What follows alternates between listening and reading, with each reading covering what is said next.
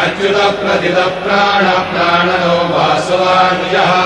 अपान्विधिरधिष्ठानमप्रमत्त प्रतिष्ठितः स्कन्दस्कन्दधरो धूर्यो वरदो वायुवाहनः वासुदेवो बृहद्भागो रादिदेव पुरन्दरः अशोकस्तारणस्तारः शूरशौरिर्गणेश्वरः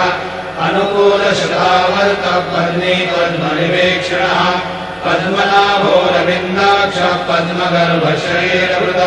महर्धिरुद्धो वृद्धात्मा महाक्षो गरुडध्वजः अतुलशरभो भीमः समयज्ञो हविर्हरिः सर्वलक्षणलक्षण्यो लक्ष्मीवान् समितिज्ञयः निक्षरो रोहितो मार्गो हेतुर्नामोदरः सः महीधरो महाभागो वेगवानमिताशनः